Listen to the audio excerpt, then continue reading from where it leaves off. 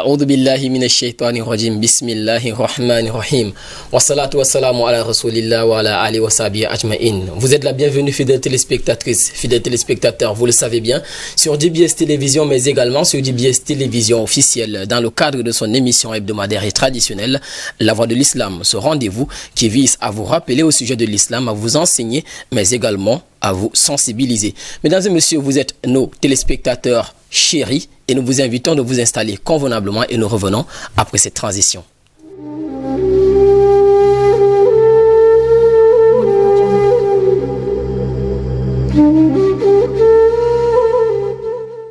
Une thématique qui vise l'attention de beaucoup de jeunes, de la jeunesse aujourd'hui au Cameroun et dans le monde en général, est le choix, n'est-ce pas, que nous avons effectué cette semaine. Pour une deuxième fois consécutivement sur le plateau, nous allons recevoir la personne que vous avez découvert sur ce plateau la semaine dernière, mais cette fois-ci sous une autre casquette. Mesdames et messieurs, aujourd'hui, après notre phase d'études, nous sommes appelés à rechercher une situation socio-professionnelle. D'aucuns intègrent le milieu de la fonction publique, d'autres intègrent le milieu de l'auto-emploi. Parfois, on est les créateurs de richesses, les créateurs de valeurs, les créateurs d'activités génératrices de revenus et parfois nous sommes employés. Mais aujourd'hui, nous allons nous intéresser à cette thématique, la jeunesse et l'entrepreneuriat. Ce sera donc comme ça le contenu de ce rendez-vous que nous allons détailler et peut-être déblayer avec deux invités. Donc le premier ici à ma droite est, comme je vous l'ai dit, celui que nous recevons deuxième fois consécutivement sur ce plateau, Imam Aboubakar Gouyen, à qui nous disons Assalamu alaikum.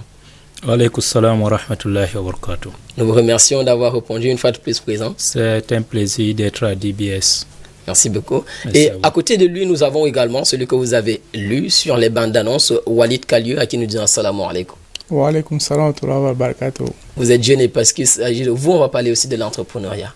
Alhamdulillah, on espère bien, avec ma modeste personne, apporter ma petite contribution à cette thématique. D'accord, machallah. Mesdames et messieurs, le décor étant planté, nous allons vous permettre de décorer aussi votre capacité auditive avec ces belles paroles choisies pour la sourate du jour par le frère Foundikou Mokhtar. Bismillah.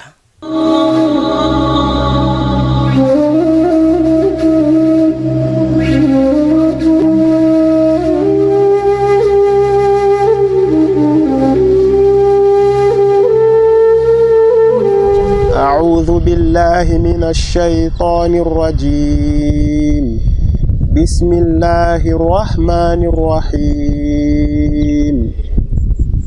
واذكروا الله في أيام معدودات فمن تعجل في يومين فلا إثم عليه ومن تأخر فلا إثم عليه لمن اتقى واتقوا الله واعلموا أنكم إليه تحشرون ومن الناس من يعجبك قوله في الحياة الدنيا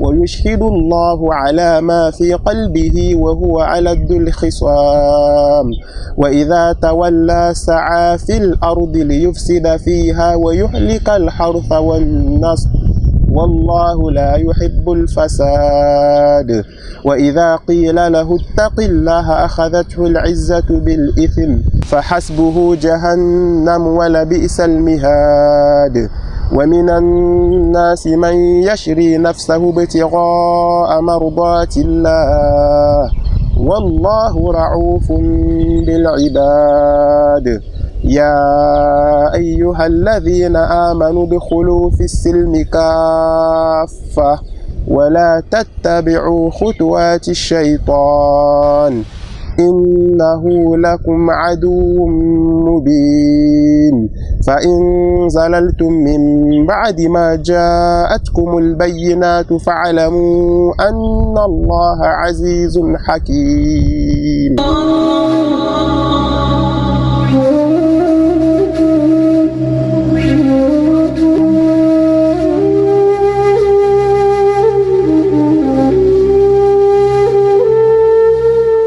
Retour sur ce plateau, mesdames et messieurs, vous êtes sur DBS Télévision, mais également connecté à DBS Télévision officielle à travers vos smartphones, à travers vos ordinateurs, à travers vos tablettes, bien sûr, pour suivre, n'est-ce pas, cette thématique qui a été choisie cette semaine, ce jour, pour vous édifier également, notamment la jeunesse et l'entrepreneuriat. À cet effet, nous avons dit que nous sommes ici avec un invité. Il s'agit bien sûr de l'imam Aboubakar Issa Gouine, qui aujourd'hui porte une autre casquette. Il est le promoteur du centre de formation en informatique Bright Horizon for ICT, et nous lui disons une fois de plus bienvenue, imam. Donc nous allons entamer peut-être la première question avec vous d'emblée. Qu'entend-on par entrepreneuriat aujourd'hui?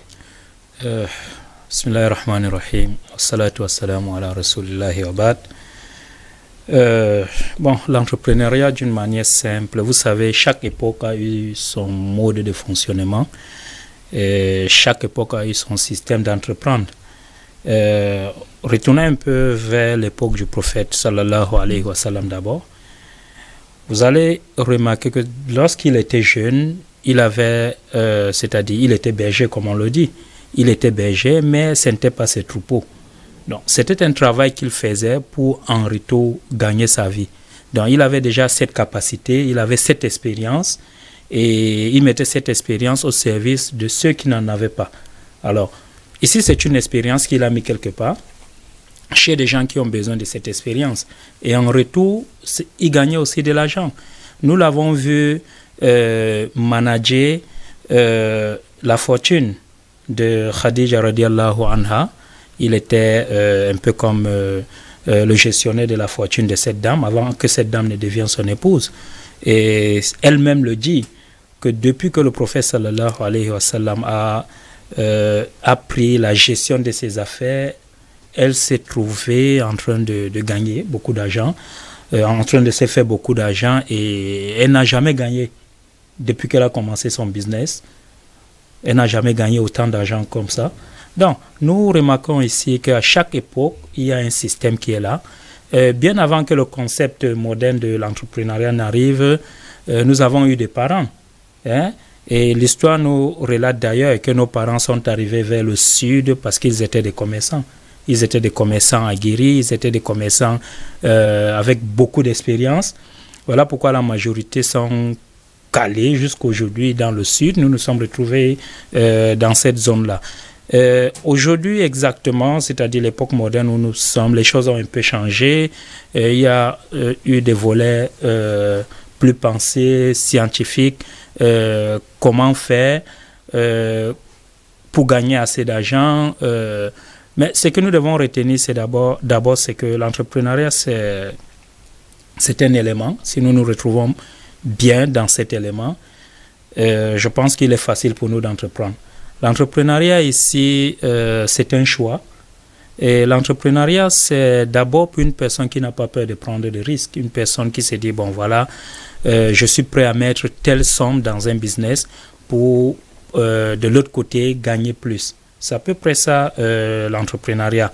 L'entrepreneuriat, c'est pour celui-là qui veut garder un peu sa liberté, qui se dit que, bon, vous savez, la gestion africaine un peu, excusez-moi, la gestion africaine, c'est qu'il faut gronder l'employé.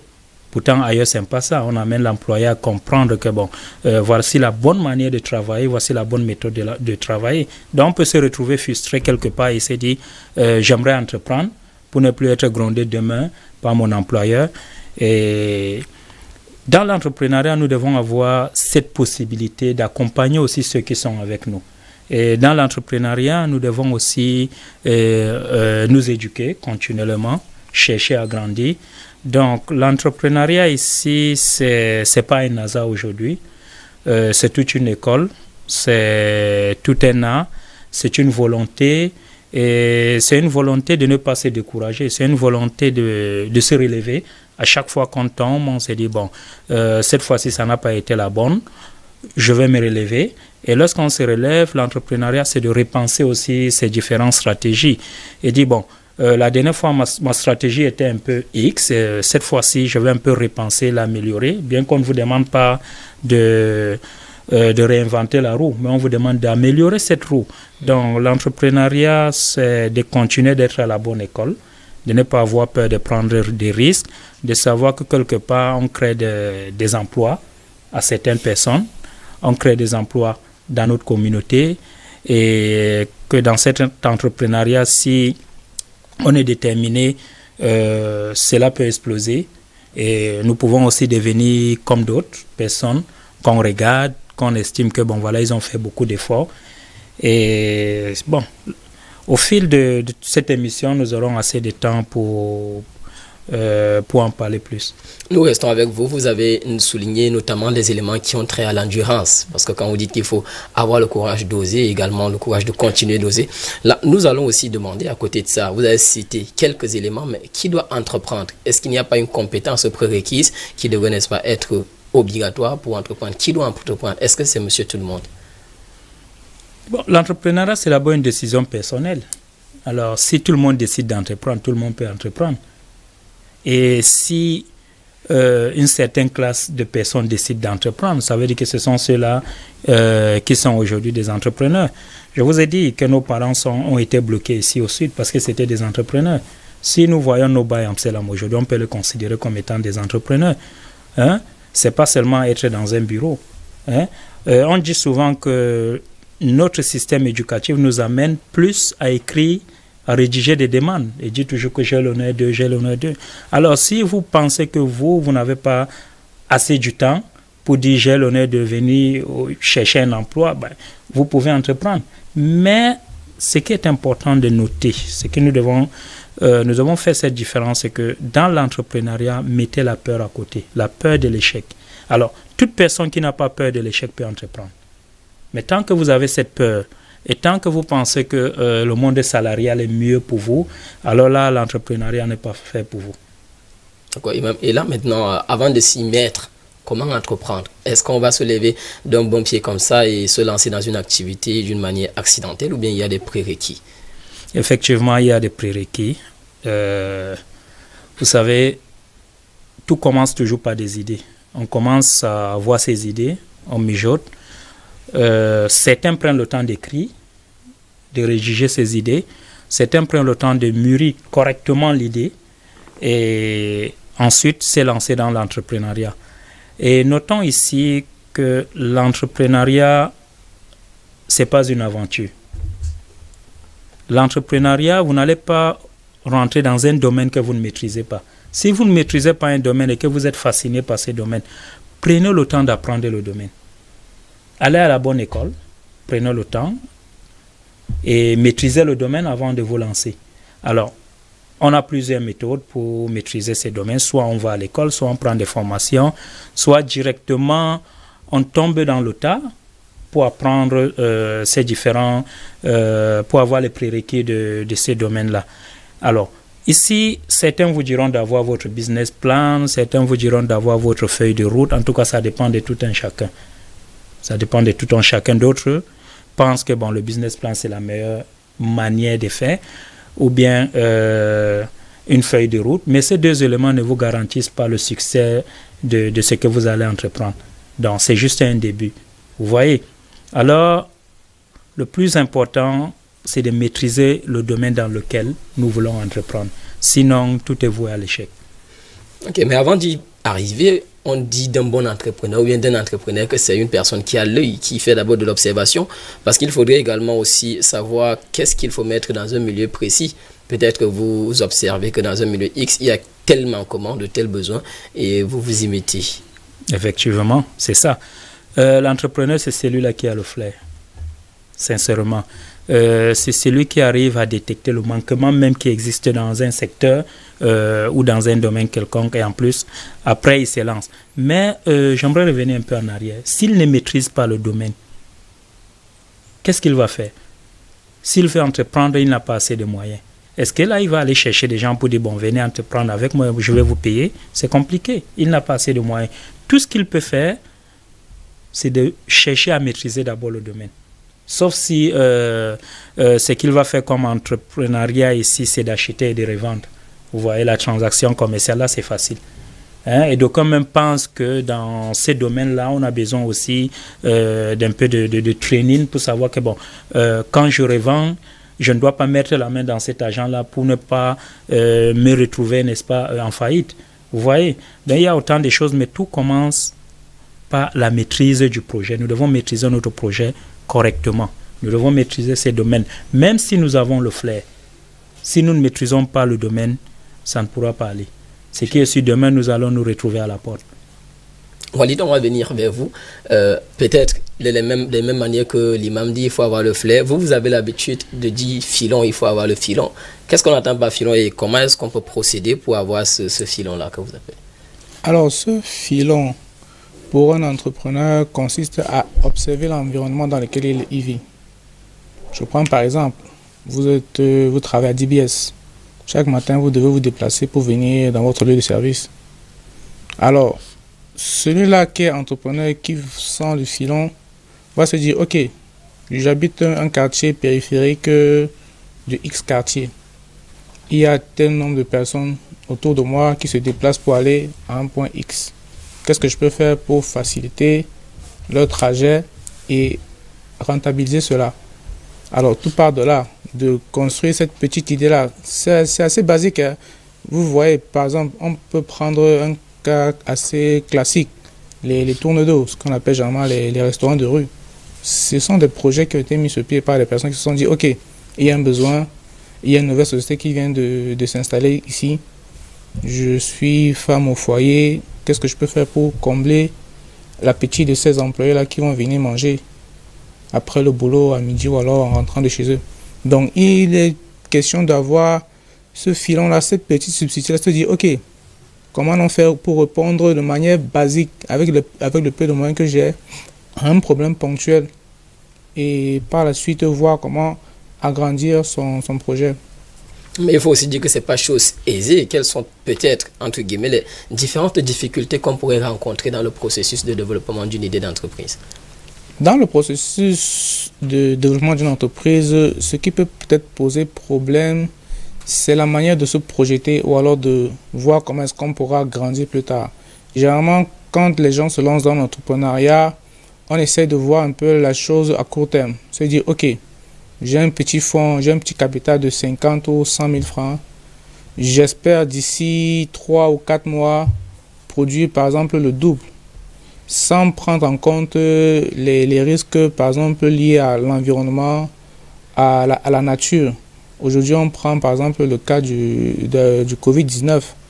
Il y a plein de personnes qui ont lancé des entreprises en janvier 2020, qui après 3 mois d'activité ont été obligés de faire cesser leurs activités. Pourquoi? Dû à la pandémie. Et généralement, ce sont des choses qu'on ne prend pas en compte quand on lance une activité. On se dit, ok, bon, voilà, je me lance là, peu importe, sans vraiment mettre des barrières. Se dire, ok, il peut y avoir un blocus quelque part.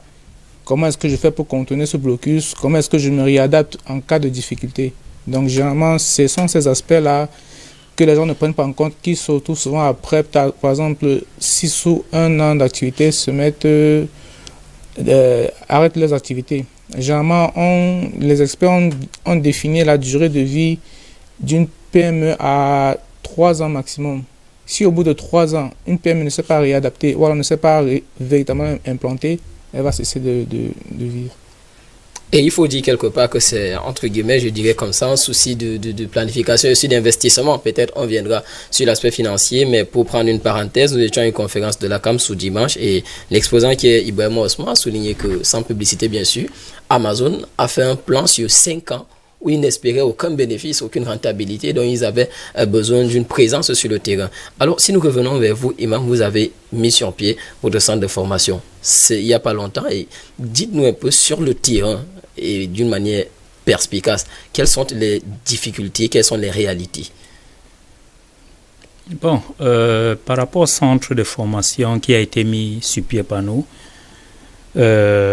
comme toute entreprise qui vient de naître, il y a assez de difficultés, ça il faut le dire, il faut le souligner, tellement de problèmes, c'est que de un, nous avons décidé de mettre ce centre de formation à Douala deuxième, parce que nous avons d'abord remarqué un vide, et de deux, le produit que nous offrons.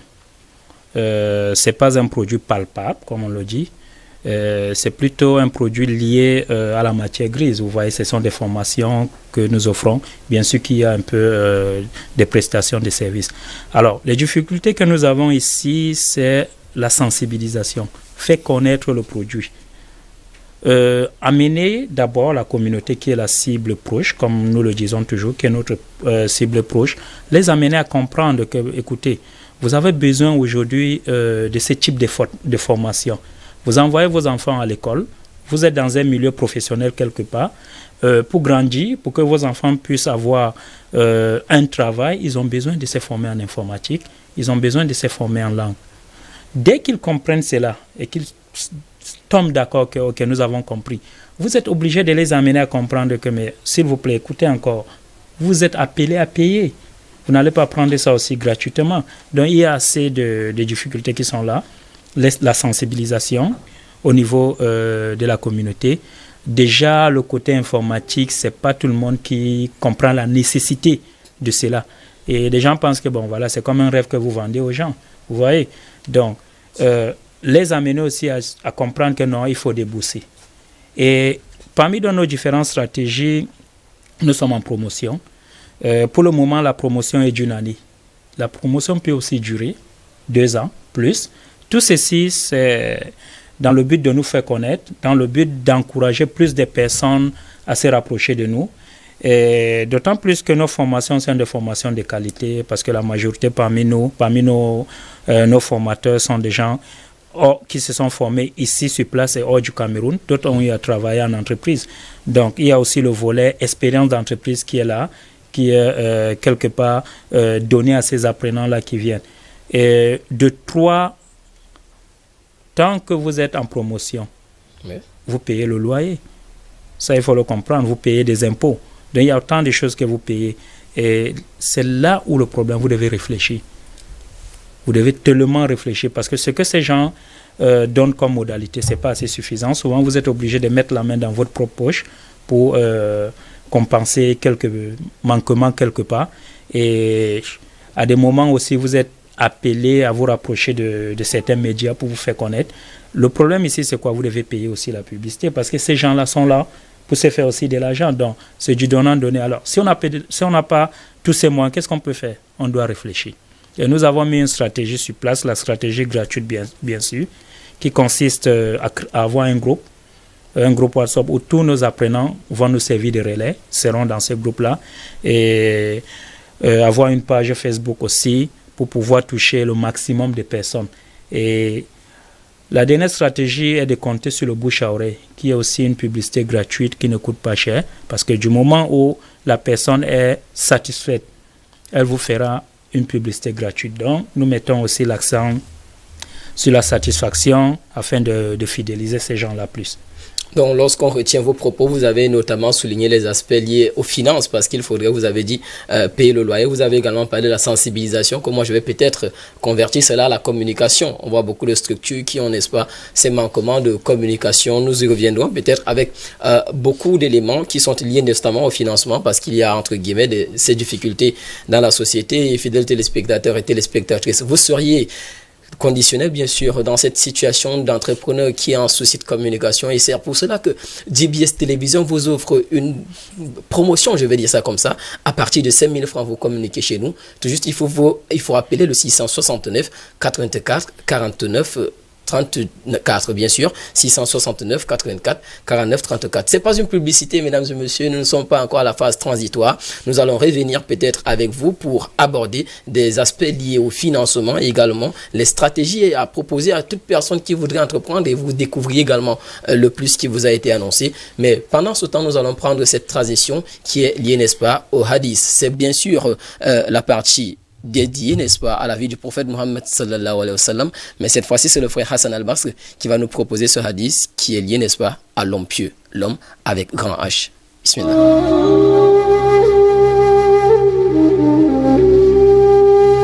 عن سعد ابن أبي وقاص رضي الله عنه قال سمعت رسول الله صلى الله عليه وسلم يقول إن الله يحب العبد التقي الغني الخفي رواه مسلم. Selon Saad, le fils d'Abi Waqqas, il dit avoir entendu le prophète Muhammad sallallahu alayhi wa sallam dire: très certainement Allah il aime le serviteur pieux, nanti et discret. L'intérêt d'étudier ces hadiths, c'est le verbe aimer. Quand on dit Allah aime, on doit faire l'effort d'appliquer ce qu'on entend dans les hadiths. Allah aime. Quand Allah t'aime, il te donne tout ce que tu veux. Quand Allah t'aime, il t'accorde tout ce que tu veux. Quand Allah t'aime, il t'élève. Le deuxième volet, c'est pieux. Être pieux consiste à créer une barrière entre soi et la colère d'Allah tabaraka wa ta'ala. Et le nanti, ce n'est pas la richesse matérielle, ce n'est pas l'argent, ce n'est pas les maisons, ce ne sont pas les voitures, mais c'est la richesse du cœur. Quand Allah te donne la richesse du cœur, il t'a tout donné. En fait, être riche dans le cœur, ça consiste à avoir l'esprit de suffisance, c'est-à-dire accepter ce qu'Allah nous a donné, c'est-à-dire ne pas regarder ce qu'il y a dans les poches des gens, ne pas voler, avoir cet esprit de suffisance. En fait, être discret, c'est, si on prend l'exemple de hadith où Allah dit, les 7 personnes qui seront ombragées dans l'ombre le jour où il n'y a pas l'ombre, excepté son ombre, il a cité quelqu'un qui donne l'aumône avec la main droite sans que sa main gauche ne soit au courant. C'est-à-dire être discret, ce n'est pas publier ses œuvres, ce n'est pas publier, c'est-à-dire ses actes d'adoration. Et être discret, on peut aussi faire des actes d'adoration qui sont apparentes. An Sa'd ibn Abi Waqqas radiyallahu anhu qal sami'tu Rasulallahi sallallahu alayhi wa sallam yaqul inna Allaha yuhibbul 'abda at-taqi al-ghani al-khafi rawahu Muslim. Selon Sa'd, le fils d'Abi Waqqas, il dit avoir entendu le prophète Muhammad sallallahu alayhi wa sallam dire: très certainement Allah subhanahu wa ta'ala, il aime le serviteur pieux, nanti et discret. C'est un hadith rapporté par Muslim. En fait, l'intérêt d'étudier ces hadiths, c'est la petite phrase Allah aime. Quand on entend une phrase par rapport à un hadith où on dit Allah aime, on doit s'accrocher à ce qui va suivre. Dans ces hadiths, on dit Allah aime. Quand Allah t'aime, il t'élève. Quand Allah t'aime, il te donne. Quand Allah t'aime, il te facilite. Ce qui va suivre va nous permettre, en appliquant ce qui va suivre, nous allons recevoir ces dons d'Allah tabaraka wa ta'ala. Être pieux consiste à créer une barrière entre soi et la colère d'Allah tabaraka wa ta'ala. Sa'd ibn Abi Waqqas, il rapporte le hadith, il dit Allah aime le serviteur pieux. Donc Allah aime le serviteur qui crée une barrière entre soi et la colère d'Allah tabaraka wa ta'ala. Allah il aime aussi le serviteur nanti. Être nanti, ce n'est pas la richesse de la voiture. Ce n'est pas quelqu'un qui a beaucoup de voitures. Ce n'est pas quelqu'un qui a beaucoup de maisons. Ce n'est pas quelqu'un qui a beaucoup d'argent. Être nanti, c'est la richesse du cœur. Dans un autre hadith, le prophète sallallahu alayhi wa sallam, il dit: Laysa al-ghina, ghina al-mal, innama al-ghina, ghina al-nafs. La richesse, ne consiste pas à avoir beaucoup de matériel, beaucoup de richesses matérielles, mais la richesse, c'est la richesse du cœur. Être riche dans le cœur, c'est avoir cet esprit de suffisance, c'est-à-dire accepter ce qu'Allah lui a donné. Être fier de ce qu'Allah lui a donné, n'est pas observer ce qu'il y a dans les poches des gens, n'est pas observer ce qu'il y a dans les maisons des gens, n'est pas observer ce qu'il y a sur les gens, mais c'est avoir cet esprit de suffisance, remercier Allah avec tout ce qu'il nous a donné. Et il dit encore, Allah aime le serviteur discret. Un serviteur discret, c'est un serviteur qui ne publie pas ses actes d'adoration. Il ne publie pas ses œuvres. Il ne publie pas tout ce qu'il fait. Dans un autre hadith, le prophète Muhammad sallallahu alayhi wa sallam, en parlant des personnes qui seront ombragées sous l'ombre d'Allah tabaraka wa ta'ala le jour où il n'y aura pas une autre ombre en dehors de l'ombre d'Allah tabaraka wa ta'ala, il a cité un serviteur discret, c'est-à-dire qui fait l'aumône avec la main droite et même sa main gauche n'est pas au courant de ce qu'il a fait. En fait, c'est ça la discrétion. Et voilà donc ces hadiths qu'Allah subhanahu wa ta'ala nous facilite l'application, qu'il nous inscrit parmi les pieux, parmi les nantis et parmi ses serviteurs discrets. Allahumma la taj'al ad-dunya fi qulubina ij'alha fi aydina. Allahumma la taj'al ad-dunya fi qulubina ij'alha fi aydina. Allahumma ij'alna min az-zahidina fi ad-dunya al-wari'ina 'anil muharramati wal mushtabihat. Wa sallallahu wa sallama wa baraka ala nabiyyina Muhammad wa ala alihi wa ashabihi wa atba'ihi ila yawmiddin.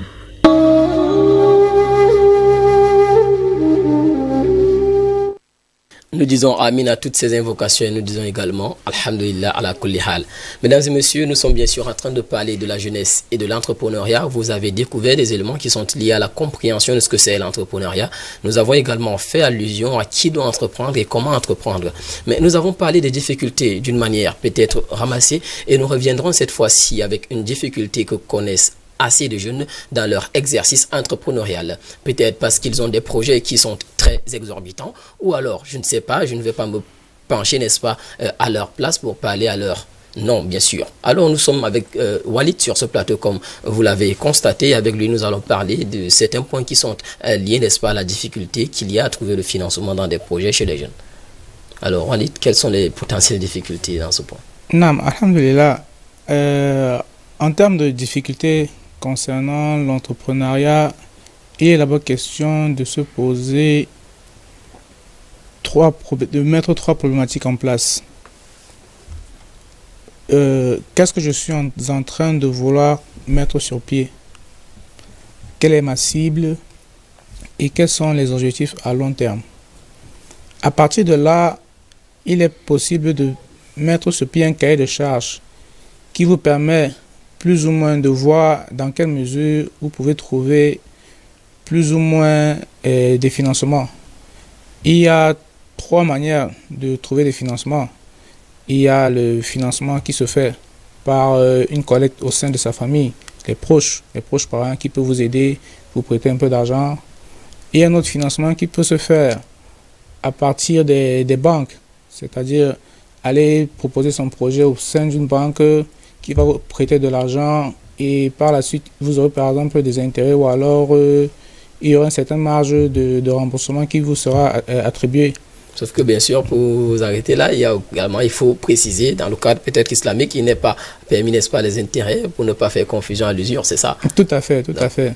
Non, c'est vrai que la législation islamique nous contraint à éviter tout emprunt qui est majoré d'une usure. Ça veut dire que vous allez devoir rembourser de l'argent avec de l'intérêt. C'est ce qui est proscrit en islam. Mais alhamdulillah, il y a quand même des fonds de financement. Et maintenant, dans cette partie-là, généralement, des fonds de financement fonctionnent avec des cabinets. Alors, mais pour pouvoir déposer un projet qui est financé par un fonds de financement, généralement, les cabinets vous demandent des commissions. J'ai eu à diriger certains collaborateurs auprès de ces fonds-là. Mais souvent, certains restent butés parce que, imaginez, vous voulez par exemple recevoir un financement de 200 millions. Le cabinet qui va étudier votre projet vous demande par exemple 5% si jamais le financement est positif. Et en plus de ça, vous payez leur marge de quasiment 1 ou 2 millions. Généralement, ça bute chez certains entrepreneurs qui se disent, bon, pourquoi dépenser autant d'argent dès le départ si par exemple on n'est pas sûr que le fonds de financement nous donnera cet argent-là.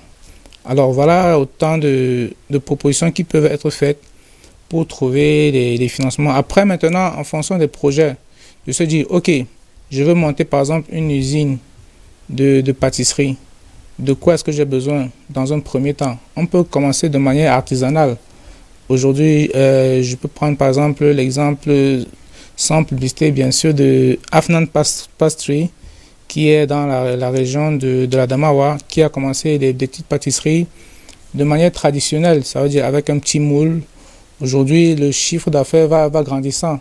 Et à partir de là, quand votre projet est plus ou moins rentable, ça attire des investisseurs de manière automatique. Les gens se disent, ok, voilà un projet porteur qui peut nécessiter un financement. Donc je pense que la difficulté vraiment réside au niveau du projet en lui-même. De se dire, ok, le projet peut être rentable, il est assez facile à commercialiser et puis ça nécessite peu de moyens. C'est des projets pareils que les investisseurs sont assez friands. Imam, d'aucuns aussi, pour les stratégies d'investissement, ils pensent qu'il faudrait peut-être se joindre, travailler ensemble avec de différentes compétences pour que cela puisse, n'est-ce pas, y aller. Parce qu'il faut noter aussi qu'aujourd'hui, dans les investissements, il y a des investissements immatériels. Il y a des personnes qui viennent avec leurs compétences, qui représentent leur contribution. Et il y a ceux qui viennent peut-être avec le matériel, de l'argent et l'immobilier. En fait, cette stratégie d'investissement, peut-être, qui est quelque part méfiant chez les jeunes, quelle est sa position, notamment appeler des différentes compétences pour s'unir et mettre sur pied un projet? Bon, s'unir et mettre sur pied un projet, il n'y a pas de souci dans ça, même selon la législation islamique, là il n'y a pas de souci. C'est d'ailleurs la stratégie que nous avons optée, avoir autour de nous des personnes qui ont des ressources pour faire avancer le projet. Donc nous ne regardons pas tellement le manque de financement ou bien les difficultés liées au financement, mais plutôt c'est des idées. Actuellement, nous avons plus besoin des idées, des gens qui vont faire grandir la chose, où nous aurons assez de formations selon différentes compétences. Je pense, pour moi, sincèrement, c'est d'abord l'idéal. C'est par là où il faut commencer. Et ensuite, lorsque le projet sera mieux ancré, on pourra donc penser au financement matériel. Est-ce que vous-même, réellement, sur le terrain, vous ne faites pas face, n'est-ce pas, à ces difficultés liées au financement? Bien sûr, c'est ce que nous avons dit. C'est ce que nous avons dit. Voilà pourquoi notre stratégie est à long terme. Nous avons le souhait, c'est-à-dire nous espérons que des années à venir, nous allons grandir. Nous allons grandir, mais pour le moment, c'est un peu des compétences, des ressources, c'est de ça que nous avons besoin. Donc nous ne regardons pas tellement les difficultés matérielles. Ça ne nous intéresse même pas, mais nous réfléchissons autrement. Donc nous sommes en train, notre réflexion, c'est une manière de ramer contre le courant. C'est ce que nous faisons. Bien qu'avec le temps, nous serons butés face à ces manquements financiers. Ça, c'est sûr, nous le savons, nous sommes conscients. Mais nous commençons par la base. La base, c'est quoi? C'est que nous avons besoin de compétences pour le moment. Nous avons besoin de personnes qui ont presque la même vision que nous, qui ont quelque chose à donner. Donc, ils sont là et nous travaillons ensemble avec eux. Et selon vous, une question peut-être hors, est-ce que selon vous, les jeunes de la communauté musulmane s'y donnent à l'investissement ou bien à l'entrepreneuriat? Bon, là, c'est pas du tout. Pas du tout. Selon mon constat, le chiffre est vraiment minime. Pas du tout. Je connais pas la cause. Mais il y a quand même une cause principale qui est là, c'est que lorsqu'on ne croit pas vraiment en soi, et c'est ce que nous remarquons aussi, nous observons ça dans la société. Excusez-moi, dans notre société, nous aimons faire un peu l'apologie de la bêtise. Excusez-moi sur ça. C'est-à-dire, sincèrement, ils ne s'y donnent pas, sincèrement. Nous préférons rester sur place, chauffer le banc comme on le dit. Et même lorsque vous décidez de vous lancer, vous êtes découragé par des proches. Ce sont vos proches qui vous découragent. Vous ne pouvez pas y arriver. Et ça, il faut le dire, dans l'entrepreneuriat, on n'écoute pas le découragement, c'est sûr. On réfléchit, on pose des stratégies, on essaie de voir comment contourner toutes ces difficultés, parce que partout, les difficultés existent. Donc, vous n'allez pas vous lever un bon matin et trouver que bon, la terre est rose, sans épines. Vous allez marcher comme vous voulez. Ça, c'est impossible. Je pense que c'est même le moment même d'appeler, d'interpeller ces jeunes à l'entrepreneuriat, afin qu'ils sachent que bon, c'est presque notre porte de sortie pour ceux qui ne sont pas allés à l'école, pour ceux qui ne trouvent pas de l'emploi. Bon, l'entrepreneuriat est notre seule porte de sortie actuellement. Machallah. Walid, je vous pose la même question. Selon vous, est-ce que les jeunes dans la communauté musulmane s'y donnent à l'entrepreneuriat? Oui, ils s'y donnent, mais à faible pourcentage. Comme notre paniste l'a dit dès le départ, le système éducatif a fait en sorte que aujourd'hui, en tant que jeune, on a ce blocus-là de la diplômie. Ça veut dire quoi? On s'estime meilleur quand on a un diplôme. C'est une barrière qu'il faut briser. Aujourd'hui, aux États-Unis, en primaire, on enseigne l'entrepreneuriat aux élèves.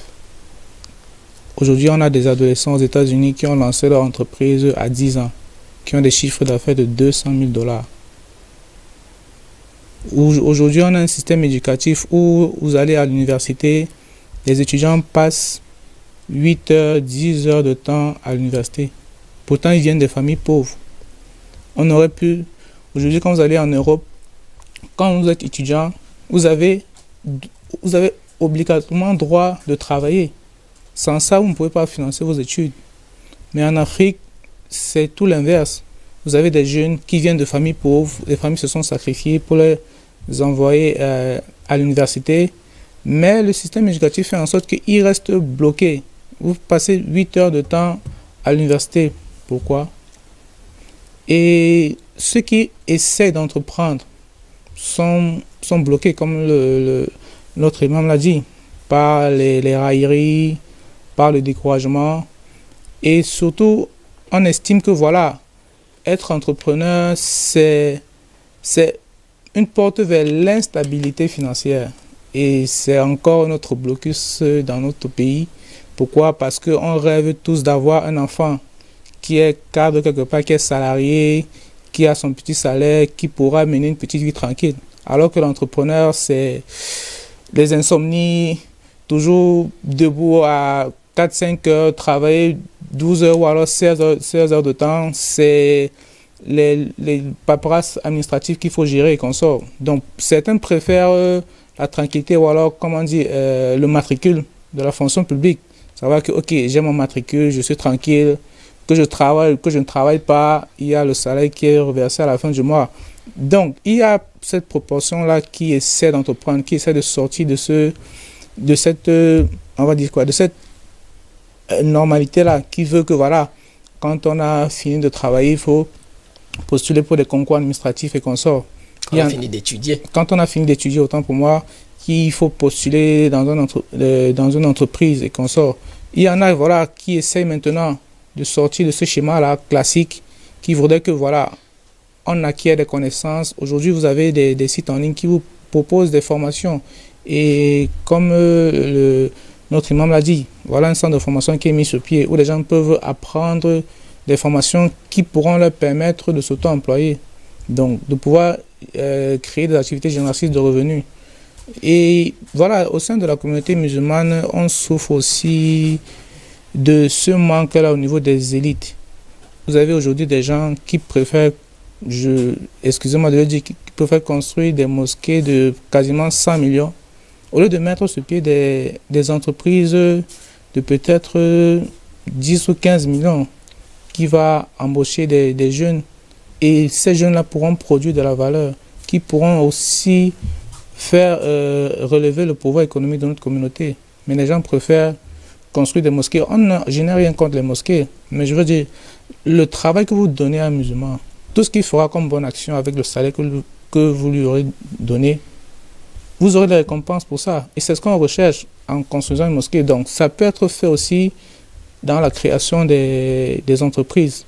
Donc, voilà un peu ce que je peux dire concernant l'entrepreneuriat au sein de la communauté. C'est vrai, voilà, malheureusement, on a plein de difficultés administratives qui font en sorte que dès que vous mettez sur pied une petite structure qui peut générer de l'argent, vous êtes directement assommé par les impôts, par tout ce qui peut être lié à ça.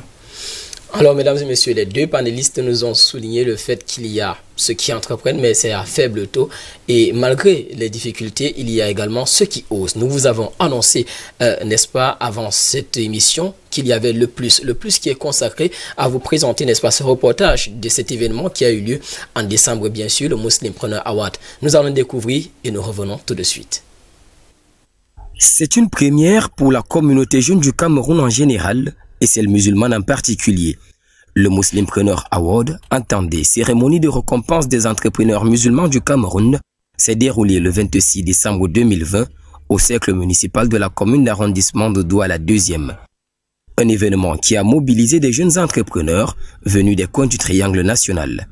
Au cours de cet événement rassembleur, parrainé par son Excellence Mohamedou Saoudi, secrétaire général du ministère des Postes et Télécommunications et PCA de Camtel, le temps a été donné aux visites des stands, aux allocutions diverses, mais également aux remises des prix et distinctions. sans oublier la présentation au public des organisateurs et initiateurs de cet événement. Autant d'articulations qui, selon le parrain, démontrent que la participation de la jeunesse au développement du Cameroun est effective. Nous avons la forte conviction que c'est la jeunesse qui construit chaque nation. C'est à travers la jeunesse qu'on peut innover, qu'on peut promouvoir, qu'on peut créer de la valeur. Et aujourd'hui, cette jeunesse, à travers le Muslimpreneur Award, nous a démontré qu'elle est capable de contribuer efficacement à l'édification de notre nation. À l'occasion, 4 catégories ont été récompensées, celle de l'agroalimentaire, de l'artisanat, de la communication et celle du numérique. Pour les lauréats, vraiment ce prix montre que notre travail, nos efforts sont reconnus de façon, je vais dire, nationale. Donc cela va nous pousser à faire plus d'efforts pour pouvoir étendre un peu plus encore notre activité. C'est avec des séances de prise de photos que la première édition du Muslimpreneur Award a pris fin. Rappelons qu'il s'agit d'un événement dont le but est la promotion de l'esprit entrepreneurial au sein de la communauté jeune du Cameroun. Alors après cet élément, nous revenons avec vous. Vous êtes copromoteur de cet événement. On voudrait savoir quelle est votre motivation de création du MPA. Alors, la motivation du MPA vient du fait que nous avons constaté qu'il existe peu d'événements rassembleurs au sein de notre communauté qui met en avant les entrepreneurs. Contrairement à d'autres communautés dans notre pays, vous avez des événements, par exemple, je prends l'exemple de la nuit du web, cet événement-là, cet award-là qui récompensait les entrepreneurs qui évoluent dans le numérique au Cameroun. Alors, constat fait, on s'est dit, ok, pourquoi donc ne pas mettre sur pied cette initiative qui va essayer de mettre en lumière tous ces jeunes entrepreneurs-là qui essaient d'innover, qui essaient d'apporter leur pied à l'épanouissement de la communauté musulmane et aussi à l'essor de notre pays. On s'est dit, ok, en tant qu'entreprise 8 qui a porté le projet, en tant qu'entreprise d'événementiel de communication, nous nous sommes dit, ok, il est question donc de mettre sur pied un événement qui va vraiment donner de la place aux entrepreneurs, montrer les différents jeunes qui exercent par exemple dans le domaine de la communication, dans le domaine du numérique, dans le domaine agroalimentaire et dans le domaine des TIC. On s'est dit, ok, voilà, trouver un parrain qui va essayer de donner plus de poids à l'événement et puis médiatiser la chose pour que les jeunes puissent se faire connaître. Et rapidement, qu'est-ce qui ont été les difficultés? Parce que vous avez fait face à des obstacles, il faut souligner. Comme difficulté majeure, on peut parler du faible accompagnement par certains promoteurs ou alors par certaines élites.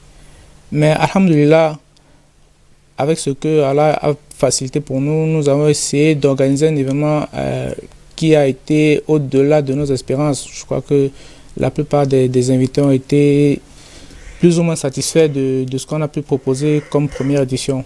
Et aujourd'hui, Muslimpreneur Award, c'est fini ou bien vous avez des perspectives? Alors, le Muslimpreneur Award se veut un événement rassembleur, à l'instar du CAMEX, qui est aussi un événement majeur au sein de la communauté musulmane.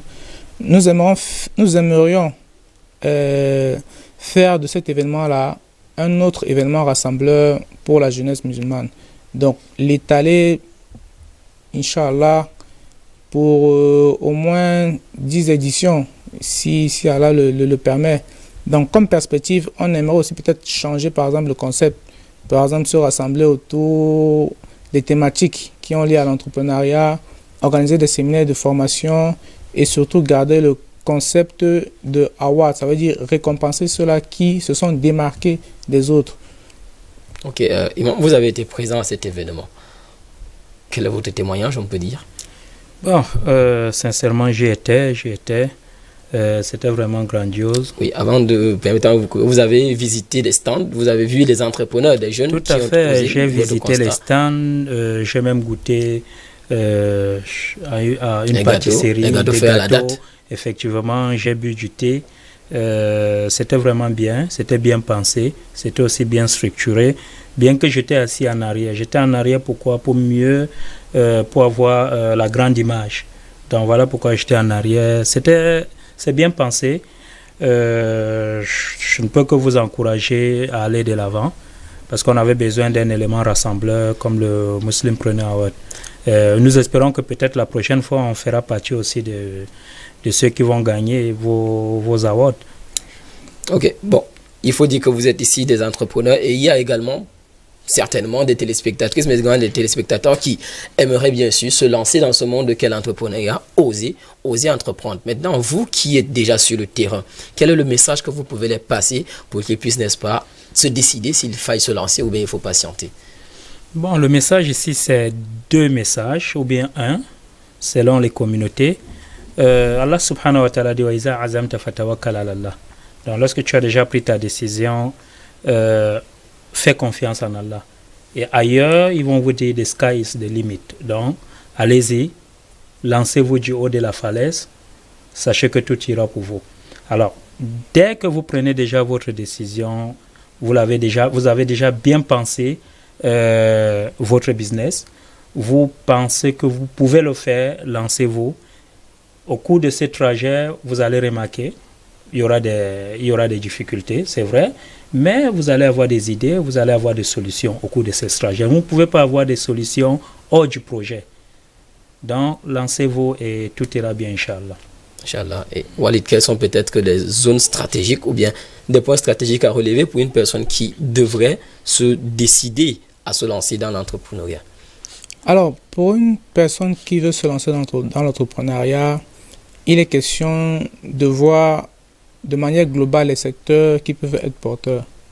Aujourd'hui, vous avez le numérique qui est un secteur porteur. Vous avez l'agroalimentaire qui est le principal secteur porteur parce que nous sommes 7 milliards d'habitants sur Terre et 7 milliards de personnes qui mangent tous les jours. Donc l'agroalimentaire reste le secteur porteur par excellence.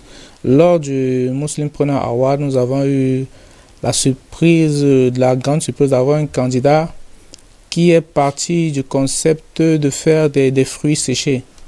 Au Cameroun, on produit environ 2000 tonnes de fruits par an. Il y en a qui sont destinés à l'étranger, il y en a qui sont destinés au marché local et la plupart, souvent, par manque de techniques de conservation, finissent généralement à la poubelle. Alors, on a un jeune candidat qui a décidé de faire des fruits séchés, qui est parti avec un capital de 200 000 francs. Aujourd'hui, après 5 ans, il avoisine un chiffre d'affaires de 50 millions. C'est vrai qu'il a eu l'apport d'un partenaire qui a essayé de l'accompagner. Voyez-vous, il est parti de 100 000 francs à 50 millions de francs en 5 ans. Non, les fruits séchés, c'est quelque chose qui est très prisé à l'étranger. Bon, nous, de manière locale, c'est quelque chose qu'on ne connaît pas trop. La mangue séchée, par exemple, je ne sais pas si vous avez eu à goûter. Mangue séchée, ananas séché, papaye séché. Donc, ce sont des fruits séchés qui sont destinés à l'exportation. Donc, aux jeunes qui veulent entreprendre, il est simplement question de dire, comme l'imam l'a dit tout à l'heure, essayez d'avoir une certaine expertise dans ce que vous voulez entreprendre. Que ce soit les jus naturels que vous voulez faire, que ce soit la nourriture, la restauration rapide, ce qu'on appelle tourne d'eau, que ce soit dans le cosmétique, que ce soit dans le textile. Il est question de maîtriser un tout petit peu le secteur et puis se dire, ok, se donner les moyens et se sacrifier de manière précise, se donner à temps plein les moyens pour pouvoir atteindre ces objectifs-là. Okay. Imam, on revient peut-être à vous, n'est-ce pas? Avant de prendre votre mot de fin, on a comme un constat qu'il y a une faible implication de la gente féminine dans l'entrepreneuriat, dans la communauté musulmane. Qu'est-ce qui pourrait justifier? Bon, je ne dirais pas qu'il y a une faible participation. Je remarque plutôt le contraire. Je remarque le contraire, bien que c'est plus dans le commerce qu'on les trouve. La gente féminine, bon, c'est aussi l'entrepreneuriat. Mais je pense que votre constat viendrait du fait que bon, la majorité sont mariées, ça c'est sûr. que quelque part, ils ont besoin de l'autorisation de l'époux avant de se lancer dans ces différentes activités. Des deux, nous avons aussi, c'est-à-dire, on s'est dit que ce n'est pas fait pour nous. Donc, ces femmes se disent que non, ce n'est pas fait pour nous. D'autres croient réellement à ça, elles se disent que non, bon, voilà, c'est plutôt à mon époux d'aller faire des efforts et de ramener de l'argent et de ramener quelque chose à la maison. Bon, ça va aussi dépendre de la manière de penser de ces jeunes féminines-là. Mais côté commerce, on les trouve quand même. Il y a celles qui voyagent même à Cotonou, au Nigeria, à Dubaï pour faire des achats et venir revendre. On les trouve. Mais bon, peut-être vous parlez d'autres secteurs. Dans certains secteurs, on ne les trouve pas. On peut parler le commerce en ligne, on n'en trouve pas beaucoup. Les TIC, on n'en trouve pas beaucoup. Malgré que nous avons des ingénieurs qui sont là, mais qui préfèrent travailler et attendre son salaire à la fin du mois. Rappelons que le blocus réellement est là quelque part au fond de nous. Dans notre tête, on s'est dit que bon, on ne peut pas, c'est pour les hommes. De là, on ne peut que les encourager ou bien à multiplier certaines sensibilisations pour leur faire comprendre que bon, vous aussi, vous pouvez apporter un plus ou bien en tout cas apporter un plus pour la communauté, pour le pays. Oui. Et du coup, on prend votre mot de fin. Ah, le mot de fin, c'est qu'il faut oser. Et lorsqu'on ose dans le domaine de l'entrepreneuriat, il faut avoir confiance. Il faut savoir que c'est un trajet qui est rempli d'embûches. C'est un trajet qui n'est pas facile. C'est un trajet qui vous donne des insomnies. Mais vous ne devez jamais abandonner parce que on dit toujours que l'abandon est la décision la plus facile. Donc quand vous abandonnez, c'est facile de dire. Et à ce moment, lorsque vous allez abandonner, vous allez donner raison aux autres. Ceux-là qui vous ont dit que vous ne pouvez pas le faire. Donc n'abandonnez jamais, repensez seulement vos stratégies et un jour ça va donner. Inch'Allah. Walid, votre mot de fin. Alors le mot de fin va à l'endroit de tous ces jeunes-là qui sont souvent taxés de paresseux, d'inactifs, d'inexpérimentés. Alors à ces jeunes-là, je leur dis, ok, soyez focus dans ce que vous voulez faire. Aujourd'hui, l'apprentissage peut se faire par plusieurs manières. Vous avez, aujourd'hui, grâce à l'outil informatique, vous avez la possibilité d'apprendre à distance. Vous avez la possibilité de diversifier vos connaissances. Ne restez pas focus sur un seul domaine. Il est possible aujourd'hui d'avoir 4 ou 5 talents différents ou alors 4 ou 5 compétences différentes. Donc vraiment se diversifier, savoir que ok, si dans tel domaine je n'arrive pas à trouver je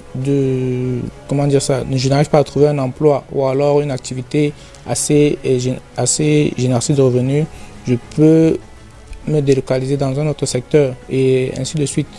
Et de se dire aussi, ok, il est vraiment temps de dire à cette jeunesse-là, sortons de notre pseudo-confort, de toujours chercher la facilité dans l'emploi stable, de se dire, ok, il est question de se serrer un peu la ceinture, de se lancer dans l'entrepreneuriat et pourquoi pas devenir des futurs Dangote ou alors des Steve Jobs qui ont commencé à bas échelle, qui aujourd'hui sont des références en termes d'entrepreneuriat.